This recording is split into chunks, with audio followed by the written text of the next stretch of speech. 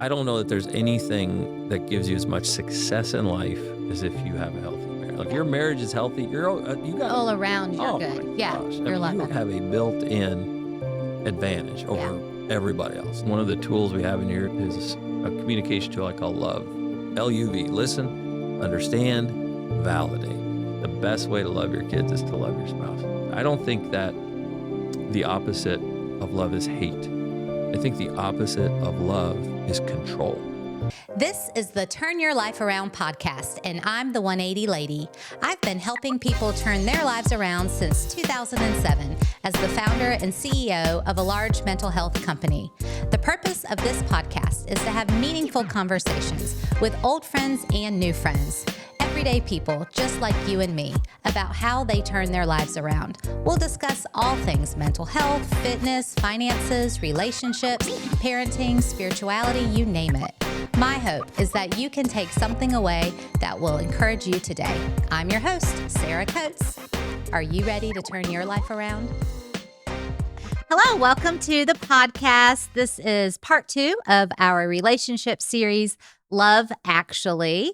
And I've been chatting here with John Eklund. Hello, John. Hi, Sarah. Welcome to the podcast. Thank you so much. John is going to share some really great relationship advice. Yeah, hopefully. A bunch of stuff. But we've just been chatting for the past 10 minutes. The title, Love Actually, we were like, what's the best rom-com out there? What top 3? What would be your top 3, Sarah? Okay, well, I love 10 Things I Hate About You. Okay. Right? Isn't that the one we were just talking about? Mm-hmm. And then we were just talking about Wedding Crashers. Is that a rom-com? It's com for sure. Is it rom? A little bit, because he's going after the girl. That's true. I guess it counts. And Vince Vaughn, my favorite actor ever, is in it. That surprises me. I know. And we're talking about Rudy is his first movie, and you didn't know. I did not know that. I'll have to go back and watch that. I love Notting Hill. See, that's my number one by That's your number one? I've probably seen that 50 times. Yeah. So, and then I really like The Wedding Singer. The Wedding Singer. That's Adam Sandler. Oh, right? yes. And Drew Barrymore? Yeah, I think so. Yeah. And then I mentioned Jerry Maguire, which may not be a com. That's right. It is funny. But it's funny.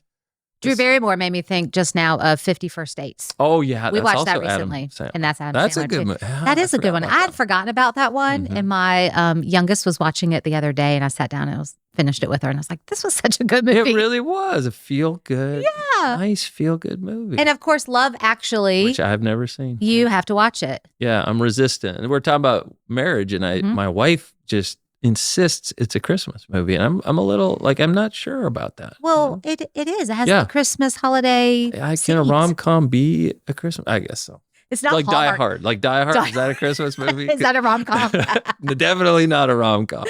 Oh, so I will watch it. I will commit to watching because that's what this podcast is. I'm going to text her afterwards and say, John made a commitment live on air.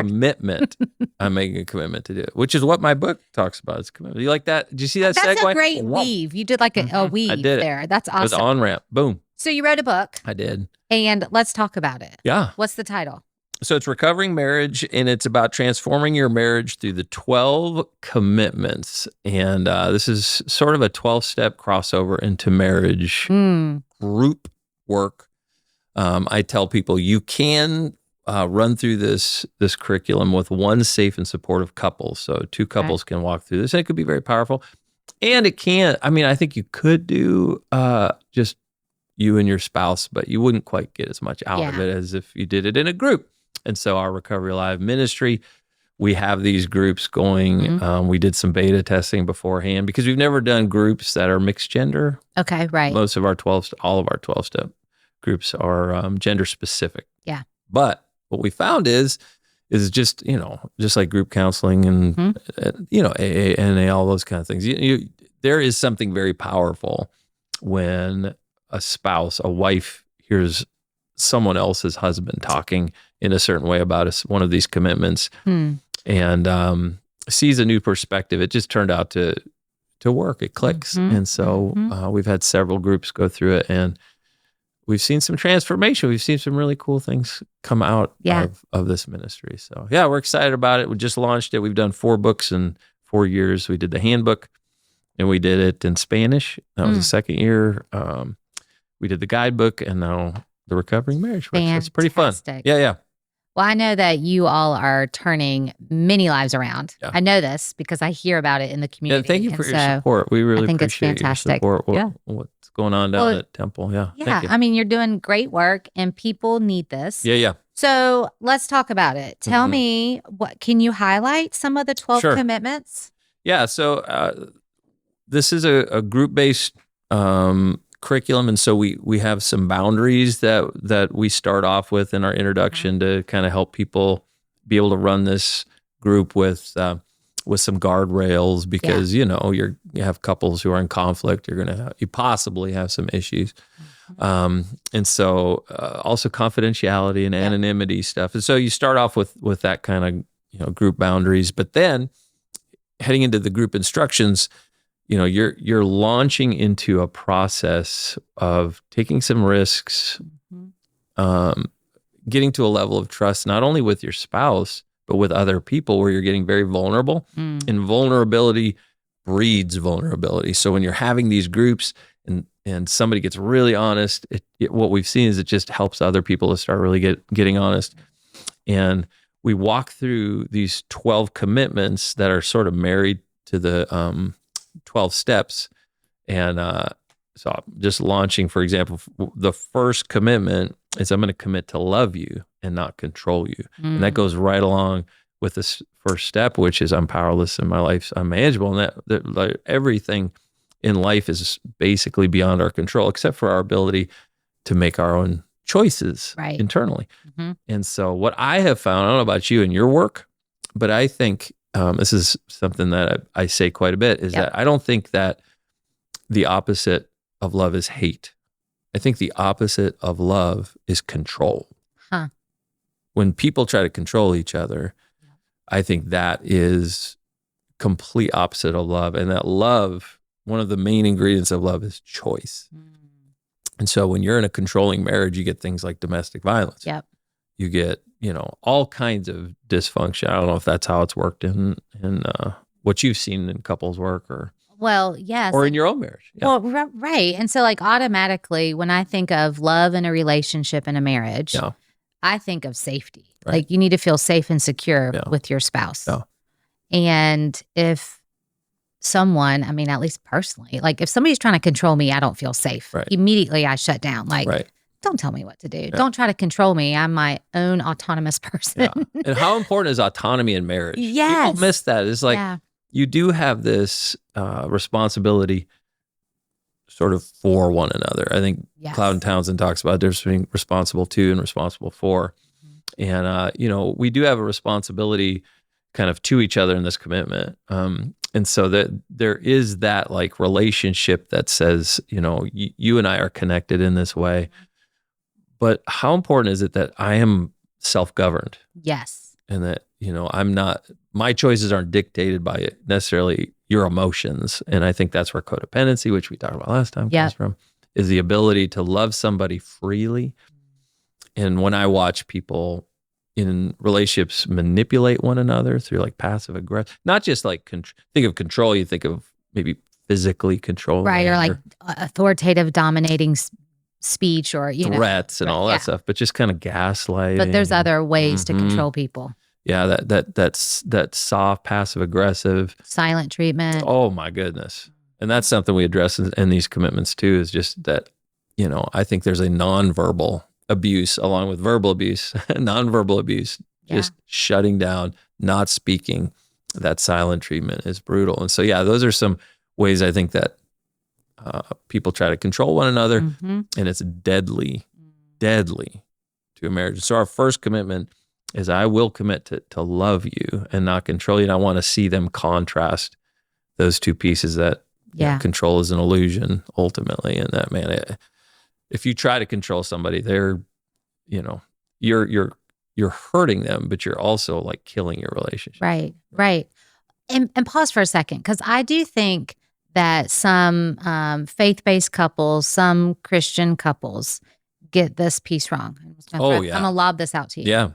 That once you're married, the whole submission piece becomes ownership.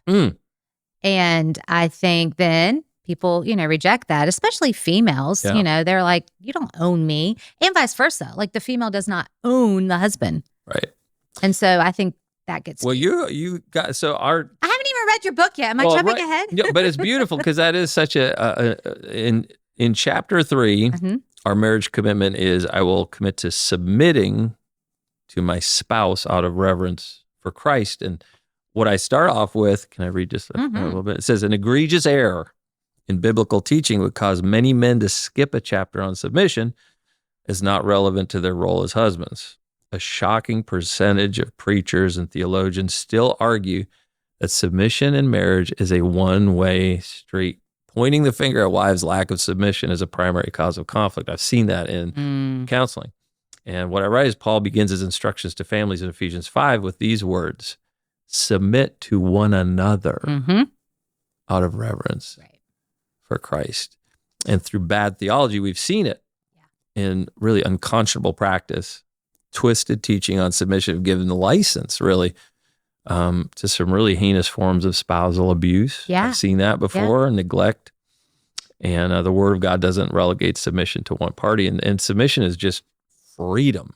And I love what Richard Foster, he wrote a book called Celebration of Disciplines. He says the real issue is the spirit of consideration when it comes to submission and respect we have for each other. In submission, we are at last free to value each other.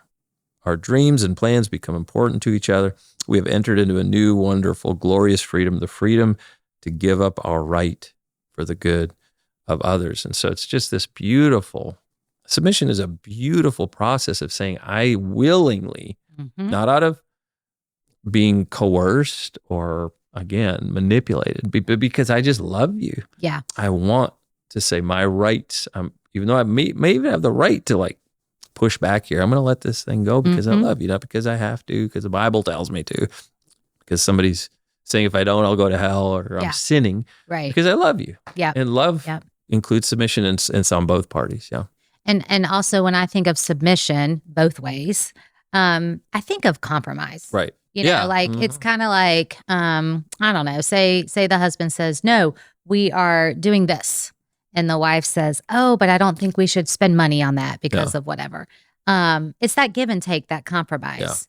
Yeah. And out of love and respect for one another, someone's going to say, well, I'll give a little so this person can have a little. Yeah. And then there'll come up another scenario and then the husband gives a little. It's like back and forth compromise. Yeah, and even understanding. One of the tools we have in here is a communication tool I call LOVE, LUV, listen, understand, validate. And through this process of communication where I'm going to really listen, like body language, not look at my phone, eye contact, lean forward. I mean, good physical listening, nonverbal listening. Then understanding is the bookends are, here's what I heard you say, and you repeat what they said. And at the end going like, did I get that right? Just to make sure I got that.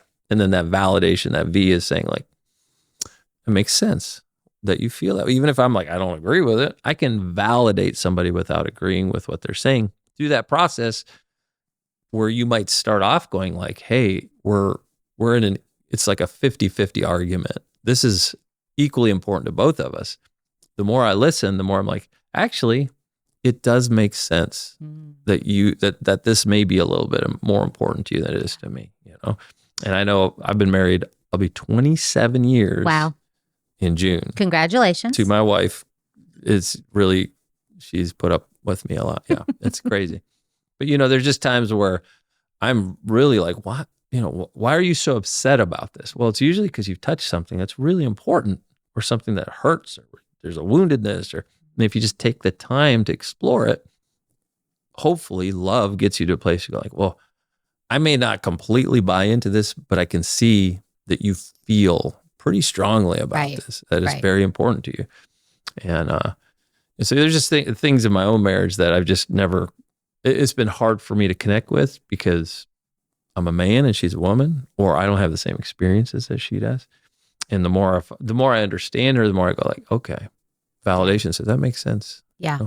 And so you're talking about 27 years of learning this process. Oh my gosh. Yeah, absolutely. I mean, think about these young, newly married, potentially young, or even if it's a second marriage, like they're still new in the relationship and the marriage.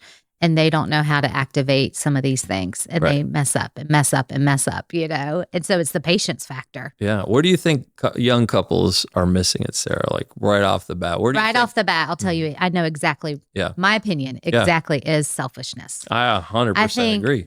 In a selfishness, that's like they just sort of don't know better, right? Yeah, they don't even realize I don't want to that excuse it, but just kind of like self-interest in it. Yeah. Like for example, I think that humans I think are innately selfish, and I think when you're a Christian, you're daily trying to die to self to serve Christ. So if you're not a Christian, not a believer, you don't have a faith or religious aspect, even if you do, either way, the point is you're just a selfish human being. That's just how we are. Right. And so you're dying to yourself, but almost quote unquote dying to your spouse daily. You're again, that compromise that, I don't want to have pizza tonight, but my spouse really wants it. I mean, that's such a lame example, but it's one of those examples of like, I'll just, I'll give a little so that my spouse can have what they want. Yep. Within safety terms. But no, I do. I think young couples, new in relationships, they're, I want to continue to go out. I want to continue to golf every Saturday. I want to shop, exorbitantly and spend all this money at Target. And then financial conflicts come into play. I mean, there's just a lot to learn when you're young. I remember very early, this is an example for us, is that I voiced an expectation very early on, and just get me. I actually think this is a really good boundary, and I think it's important to do this when you're first dating. It may feel judgy, but like I told my girls, I got 4 daughters. I say you can be as judgy as you want to be because I don't want you to settle. Right. You're not judging people saying you're a bad person.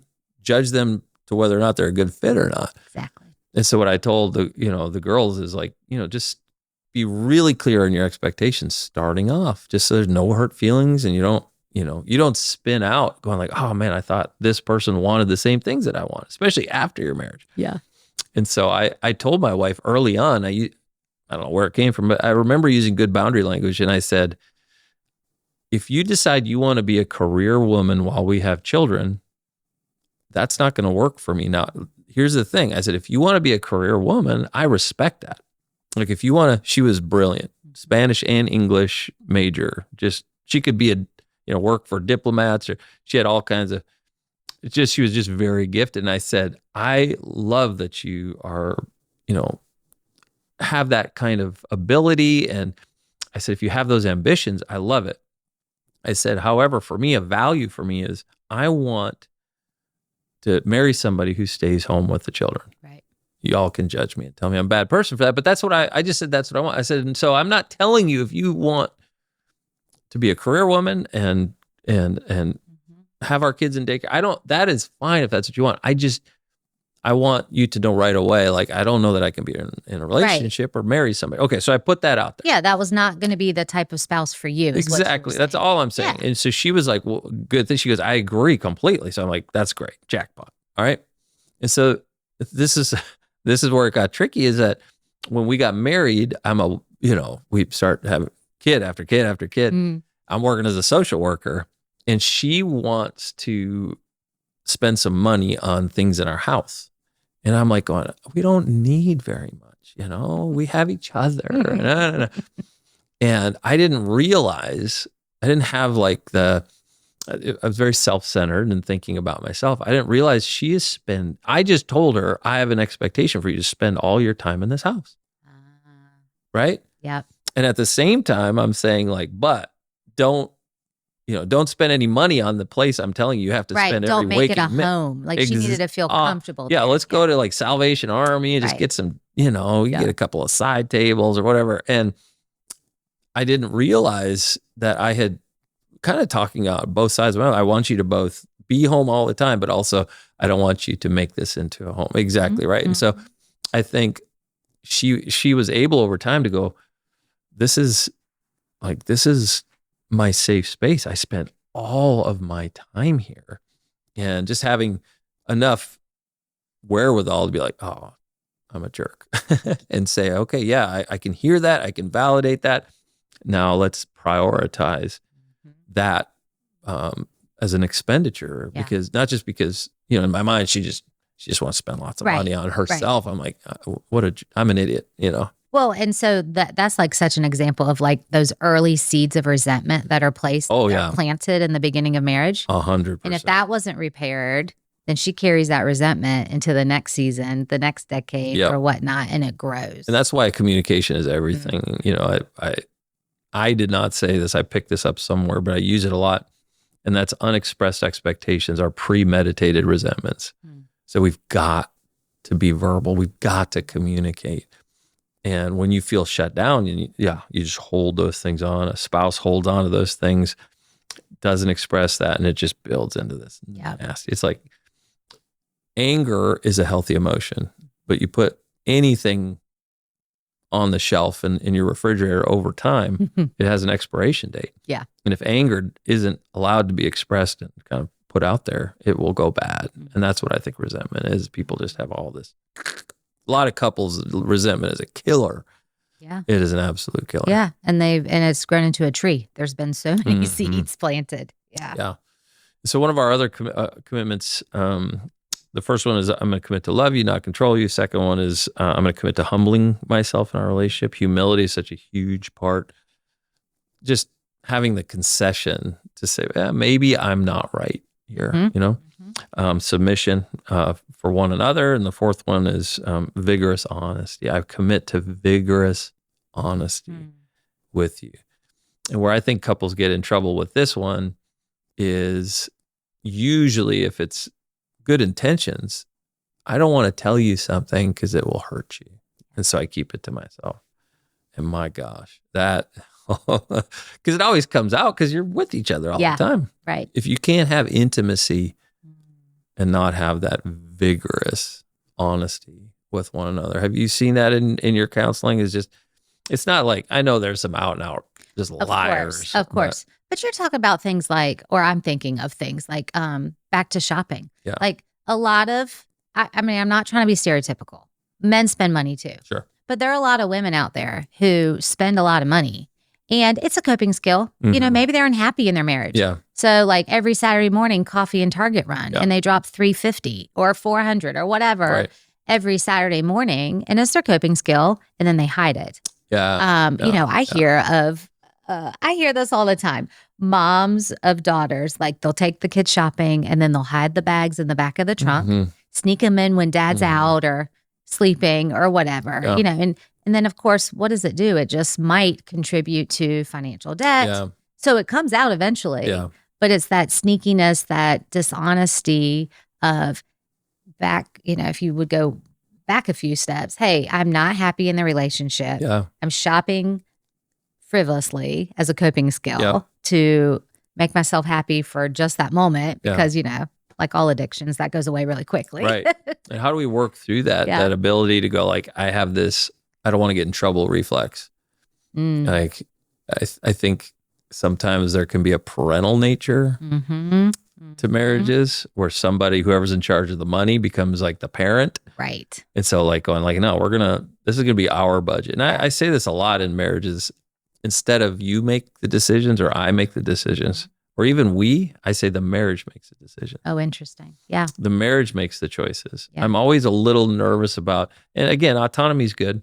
I'm always nervous about couples who have separate bank accounts. I was going to ask you what your thoughts were on that. Yeah, because it's our money. It's the marriage's money. Right. It's all in one pot. So who makes the choices? I make more money.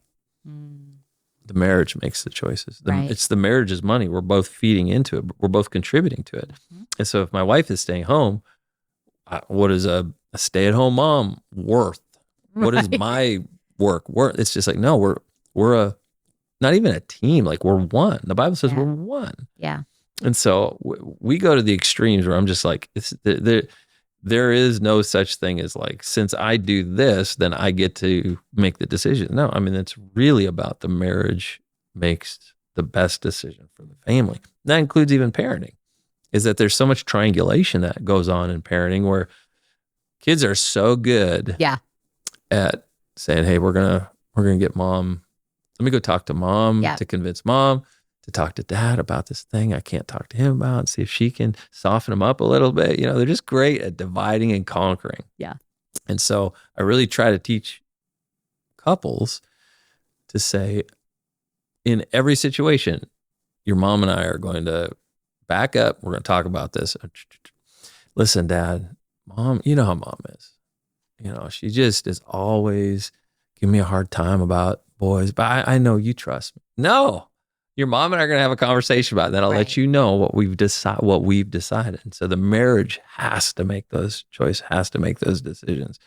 And I think that keeps us out of that, I don't know, that separation that can happen when we, let finances, kids, work, whatever. Yeah. And if somebody's in charge of that money, there's a value issue too. Like, I'm more valuable in this relationship. What do you really contribute? And I think that it's just a nasty thing to do to somebody. Yeah. Yeah. Well, I think the premise is, like you're saying, when you enter into a marriage, you're one. It's like you're equals. It's not one over the other. That's right. It's together. And so no, either party doesn't have more value than the other. Oh yeah, absolutely. And it's a beautiful thing to watch, to watch children especially watch their parents become a united front. Like, they just have they just have this defeated in a way. No, you don't want your kids to be defeated, but just like, I can't divide and conquer. If I go to Dad, I know what he'll say. Yeah. He's going to say, wait till your mom comes home, we'll talk about it. Like, I won't even try that. But on the flip side, for children's mental health, I mean, security. Great point. The anxiety level just goes way down. Yeah, they know you're together. They don't doubt that. Feels safe and secure. That's great. I mean, that's a huge point. And I tell people, prioritize your marriage over your children. You would say the same thing. It's like, and healthy kids won't be like, I hate that mom, that dad loves mom more than us or whatever. They're the same. I'm so glad that my parents, they're solid. You know what I mean? You're not going to get a lot of complaints about that. Not that they love them more, but like they are a united front. That's their priority. The best way to love your kids is to love your spouse. And then that's also the best way, because you're modeling this super healthy relationship. So then when they grow up and have their own spouse, they're going to almost demand the same level of commitment and love. And then they have a healthy marriage. That's a great point. It's a trickle-down effect. We are modeling that for our kids. And I think it's probably a very underrated, underspoken about piece of how important it is to have a healthy marriage. Gets us out of, you talk about selfishness, like, in my opinion, almost like God, I would think God it's his idea, created marriage probably for that purpose, is to keep us from being so freaking selfish. It's like the sandpaper, in our relationship. It's just over time. I said that to a couple here recently, and they're like, we're pretty like high grade sandpaper right now. It gets finer and finer as you go, but we're really, we got some rough edges right now. But in my marriage, like, God put the exact right person in my life for me to make some decisions about whether or not I was going to change and be a different kind of a person. And I am a far less selfish person because of the marriage that I'm in, for sure. Because we've been through a lot. She had an eating disorder, and I was very codependent, and we have our history. And I can look anybody in the eye and say, I love my wife more than I've ever loved before. We're about to be empty nesters, and we're excited about it. A lot of people are like, man, my kid's about to leave. I don't know how we're going to function. That happens so often. Yeah. And I'm like, bye, kids. You're like, get out. See ya. But they're like, now that I don't have children in the house, who's going to, like, what am I living for? What's the point of me having this marriage? Like, we're two people who are just completely, they have nothing in common. I know. Disconnected. So, I think it's extremely important, to have that autonomy from your children too. And that's a whole other conversation. But so the fifth commitment, I commit to promptly confessing to you when I am wrong. And that comes out of step 10 language. When I'm wrong, promptly admit it. And that promptly word is so important. How long does it take, if ever, for me to come back and say, I'm wrong? And I have to say, this is one of my weaknesses, is admitting when I'm wrong. And I think there's a lot of reasons people struggle to admit they're wrong, struggle to admit they're weak, that they could, have a wrong opinion, could have got, I don't know what it is, fear of failure. But being able to just really quickly say, that was my fault is so important in a relationship. And I find that to be something very stubborn in a lot of people. Yeah. Just, even if I admit it, I'll qualify it. Right. And I think then secondary, and you might have this in your book, you might not, but I think for a lot of females, hearing I'm sorry from their spouse is so important. Like, not only I was wrong and I'm sorry that hurt you, I'm sorry that action did that, whatever it is.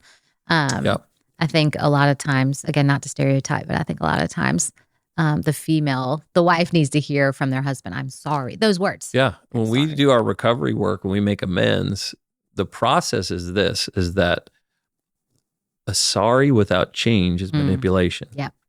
And we have a lot of processes where if I say, okay, I was wrong, however, you were actually being quite a jerk about it. No, that's not that's not an apology. The apology. I'm sorry, but that's right. I was really you know how busy I've been at work. No, I'm sorry. That's it. It's a full sentence. And then the other part of amends that's so important is, I'm sorry. It must have made you feel this way when I did it. Not just like, sorry. Yeah. Like your kids do. Like, sorry, you're not sorry. Say you're sorry to your sister. Sorry. It's really going like, I'm sorry. And then thinking through, like, I wonder what impact it had on you. So I was at work late and you expected me home at 6:00. And so you had some things prepared. So when I say, hey, I'm sorry, I was at work. What do you want me to do? My boss. I mean, Sarah is just a slave driver. She just got, but if I say, I'm sorry, you did expect me home at 6. You had dinner ready. It must have made you feel confused and frustrated. And I didn't call you. So that would just make you wonder, is he okay? And I know I'm in a therapy appointment. So you're trying to text me. And, my excuse would be, I can't text, but like that was very thoughtless of me, and I can see how that would upset you. That's an apology. Yes. That is an amends. Right. And then how can I make it better? Next time, here's what I'm going to do is if I'm running late, I'm going to shoot you a text. And if I say I'm going to be home at 6, I'm going to really tell you, like, I'm pretty sure, no, I can be home at 6. And if something wants to run late, I'll just prioritize our relationship because I can make those choices. So it's just, it's a bigger deal than just, I'm sorry. Right. So having that full ability to promptly admit it, and then work through that apology and that amends and change, do something different. Yeah. Because I've seen that in therapy time, you get that insanity of going like, he just keeps apologizing. I don't see anything. Yeah. And it does feel like manipulation when there's no change. Absolutely right. Yep. So I have a commit to cultivating a heart of mercy towards you. And I don't know if you've read, I'm sure you have, Love and Respect, the Eggridge's stuff. And then even Carl Rogers, this idea of unconditional positive regard. And I think the Eggridges just talk about it as goodwill. And so what that means is, if you hurt me, Sarah, and we're married, if you hurt me, I believe ultimately, and I've cultivated this, is that you ultimately care about me. And that you are not at all, you have no intention to hurt me and to cause me harm. And it seems like a small thing, but in marriage counseling, when I say, I want you to just work towards believing your spouse has no ill will towards you. You have this kind of unconditional, I believe in you. I believe you're a good person. I believe in your goodwill towards me. It makes all to start there. You hurt me, but I do believe you love me. And I know you would never want to hurt me. That goes so far. And that's cultivating that heart of mercy. Right. Your spouse is not the enemy. Right. A lot of times people do go into marriage therapy and they believe that their spouse is the enemy. But, as a therapist, you dial it down to dig just a little bit deeper. Why do they feel like there's ill will even though you love me? From childhood trauma. Right. Right. They had a parent who said, I loved you, but maybe they were abusive. And so they don't equate. Right. So it's like touching, we call it worth wounds or, just if you go to the beach, you get sunburnt, put a t-shirt on, go to work the next day, somebody smacks you on the back. Right. They're not trying to cause you that much pain. They just touched a wound. And you're going to freak out. You might want to punch them in the face after they do that. But the reason why you are experiencing that pain is they have acted and smacked you and been maybe thoughtless even. Maybe they should have known. Maybe he told them. But certainly it's the wound itself that's causing just as much pain. Yeah. That's another reason to have that open communication. I think when people are pushing each other's buttons, a lot of times they're very familiar. It's not accidental if you're doing it. Right. They know the buttons to push, which means like I know a little bit. Here's a great one. I've had not just you're acting like your mother, but I'll have spouses admit, they'll say, okay, Mary, like call them by their mother-in-law's or whatever. Yes. They're like, that is people want to jump over the couch. I have to like hold them back. Yeah. Oh my gosh. So like, that's a good example of saying like, I know, and I'm going to do it anyway. Yeah. And I think that, that can happen in relationships. Calling that stuff out is really important. But for the most part, when you're able to, say to your spouse, I really don't believe you're trying to hurt me here. I really don't believe you want to attack me in this way. It does hurt me. And I've told you a few times that it hurts me this way, but I ultimately believe you do love me. I trust that. And that you don't want me to feel the way I'm feeling right now. And you're usually going to get a, yep, that's right. I don't want to. And I want to see how I can not do that in the future. And that goes a long way. Saying you're a jerk. You're mean. I hate you. You're a narcissist. I hear that all the time. Yeah. Everybody's a narcissist. Everybody. It's so convenient. And pause for a second. What would you do if you had a couple going through the group? Yeah. And one of the spouses says, I don't believe that at my core, that my spouse truly loves me and doesn't want to inflict malice. Yeah. So there is a one of these commitments. It's commitment number 7. I will commit to owning my contribution to our marital conflict. And then the next one is I will commit to embracing conflict as an opportunity for grace. Is that like being able to say, I'm going to own the fact that this is part of the conflict, is that I am upset with my wife to the point where I'm trying to hurt her. And then in the group, and I was just talking to a young therapist about this, is the fear of doing couples counseling is the fear of being in the middle of conflict. You're one-on-one. Right. You're usually not going to experience, you can, but you're really not going to experience that like, oh crap moment where two people are the like, battle. They're ready to go. They are, walking out, slamming my therapy door. I'm like, oh, your picture's falling off the wall. We've all been there. Storming out, yelling. Yeah. I've heard it through my walls, and I know other therapists have heard it through my wall, is that they're yelling, and you're like, look, you guys, I get Simmer it. You're down. upset. Get out. Yeah. But embracing that conflict is a really important piece. And so I'd say right off the bat, in our sessions, we want to call those things out. Because there's a really good chance that spouse has been feeling that way for a long time and needs to say that out loud.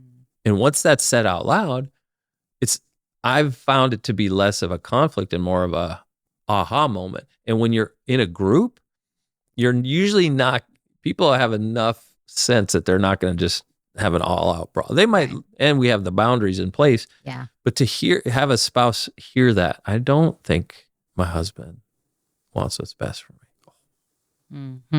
Oh, well, let's work. We better work on that. Yeah. How can we work on it? Yeah. I want to feel that. I want to know, and a good group facilitator is going to be able to draw that out and say, okay, well, probably need to talk about that. Is there any truth to that? Is there any work on it? And these aren't going to be group therapists, but the process is going to work through some of that. Saying, I'm going to embrace this conflict. I'm going to say my wife doesn't feel that I want what's best for her.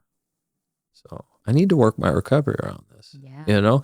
Even if I disagree, of course I do, is not a good way to solve that problem. She feels that way. Yeah. So I need to address why she feels that way. And so that's the work, is embracing that truth and embracing that, that feeling. I feel unsupported and unloved. Okay, good. Well, now it's out there. Let's talk about it. Right. I had one, so we did surveys after doing the book, these couples doing the work here.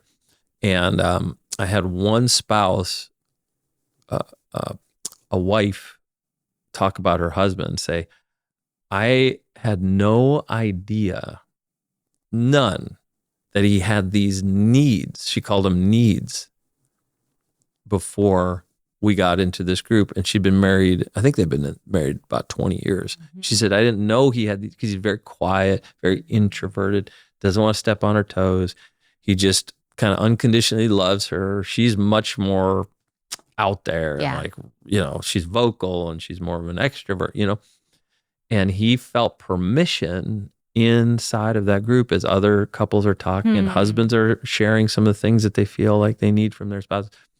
He kind of got permission to voice out loud some things that he really wanted out of his relationship.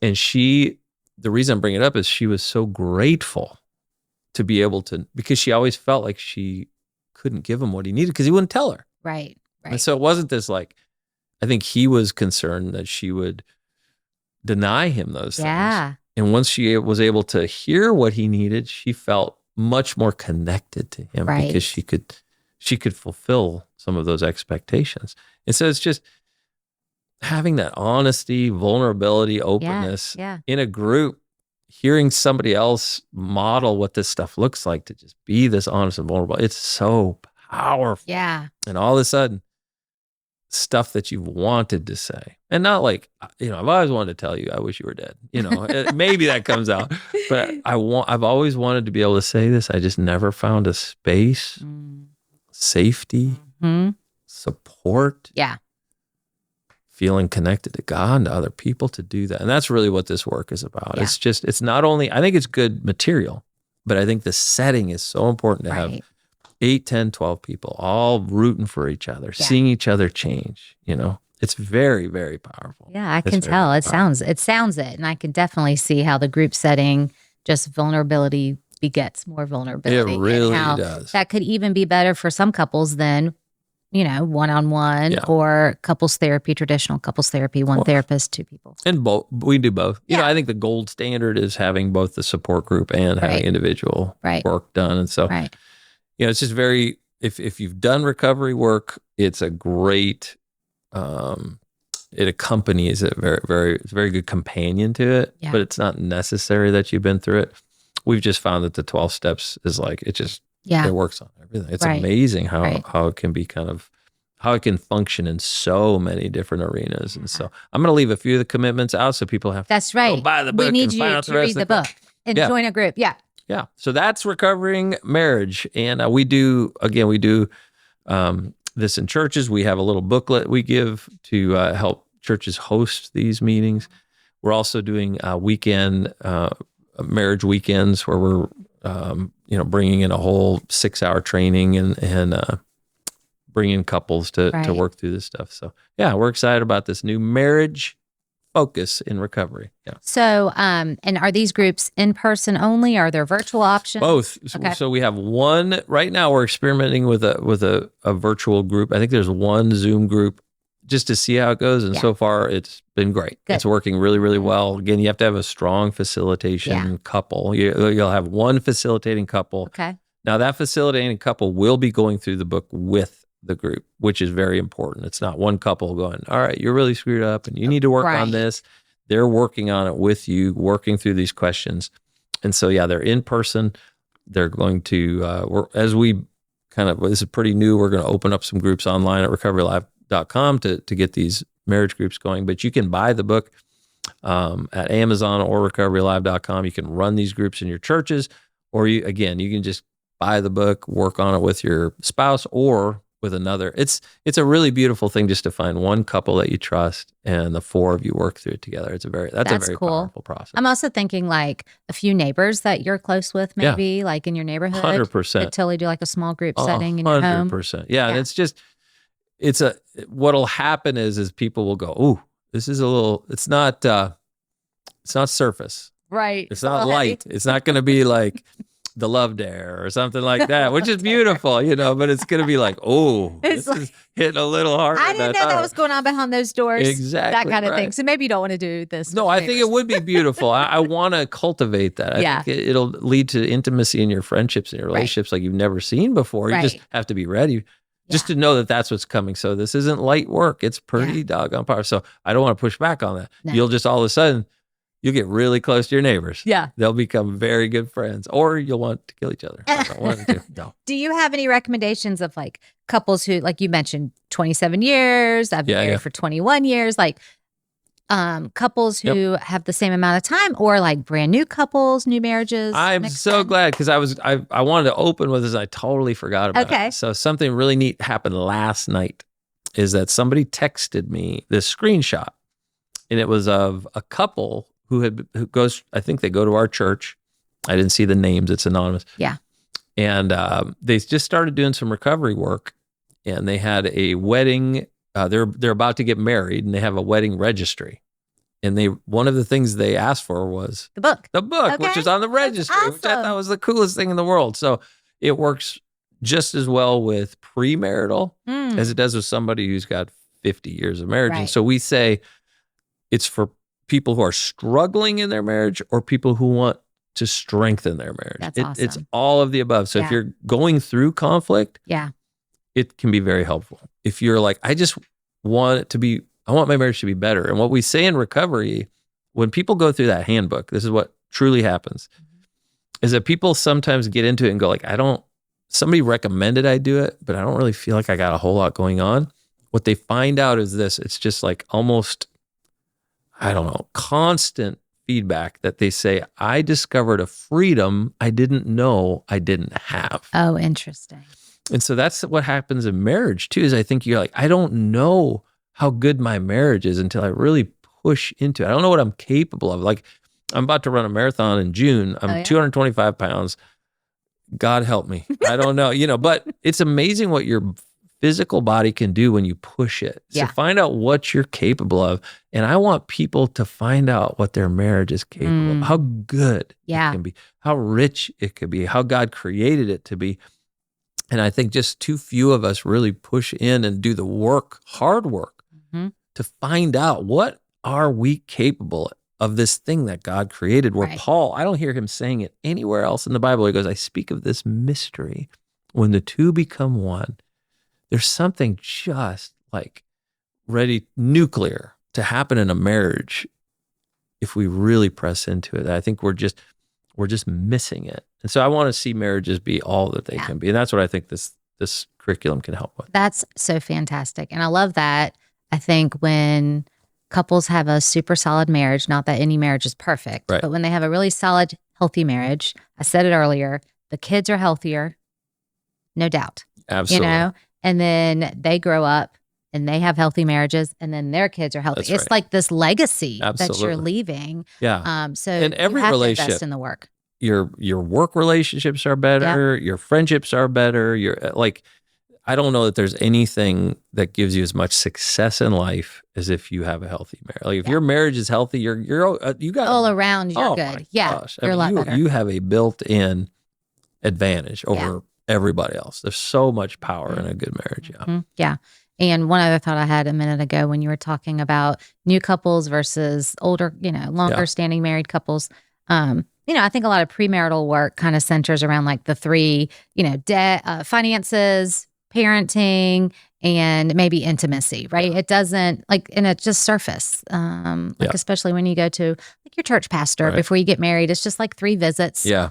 And it's just such the tip of the iceberg. Yep. And so many couples don't give a chance to dig deeper and really uncover and unpack some things before they march down the aisle together. So one of the commitments I had written down just right on in line with what you're saying. The 11th commitment is I will commit to pursuing you. That's good. Not just dating you, but pursuing you. The reason why I linked that in what you just said is that pursuit of your spouse at 3 years into your marriage looks very different than 20 years into your marriage. You change. Totally. And so while you're changing, your marriage, if it's going to be successful, has to develop with it. And it's going to be even like the love languages.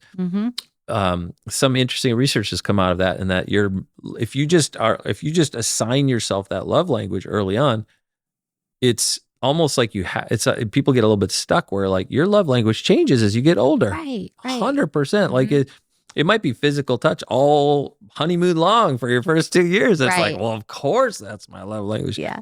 But man, 15, 20 years in, it's just what we want from each other changes. And so to your point, I think like it's so important to see how as a marriage develops, I think it always starts surface and selfish, because that's what you're doing. That's all you know. But I think most people who've been married a while, I think you would say this, is that your marriage isn't maybe as, I don't know, the word's passionate, or it's just it's this incredible, maybe physical, emotional connection. As you get kind of older in your marriage, the depth of when you really know somebody, like like my parents, my dad did remarry, but I mean, I don't know what's going to happen when one of them passes, but they are, they just, the depth of their relationship is like one of those beautiful things. We have Saturday morning phone calls with them, and they just put me on speaker. Aww. And they're watching the birds, and they're talking about the weather, and they're just, but they are just together on everything. Yeah. And it's just sweet. It's just a sweet thing. That's awesome. So hopefully all marriages can get to that place. Yeah. Well, and with the help of Recovering Your Marriage, Transforming Your Marriage Through the 12 Commitments by one and only John Eklund. Thank you. You might be able to get there. Yeah. Right? You will. We'll give you a misery back guarantee. If it doesn't work, you can have your misery back. Absolutely. As always, thank you so much for joining the podcast and sharing your knowledge and your relationship advice. You're welcome. Appreciate it. Go watch some rom-coms. I'm going to text your wife and I'm going to tell her, hey, he committed to see Love Actually. It's my 13th commitment. I'm going to watch it. Absolutely. I'm in. I feel like Christmas. We'll make eggnog and go after it. That's awesome. And thanks for listening. As always, if you like what you've heard, give us a like, a follow, subscribe to our YouTube channel, and follow the Love Actually series that we've rolled out. We want you to hear all of the episodes. It's a 5-part series. And we really want to help people turn their relationships and their marriages around. So thanks for listening. Hi, everyone. I appreciate you taking time to listen. These days we live in feel stressful, challenging, and maybe even chaotic. I'm really passionate about putting out positive content that will encourage and inspire others. I ask that you like, follow, subscribe, and even give us a 5-star review. Most of all, share this with your friends and family so together we can help people turn their lives around.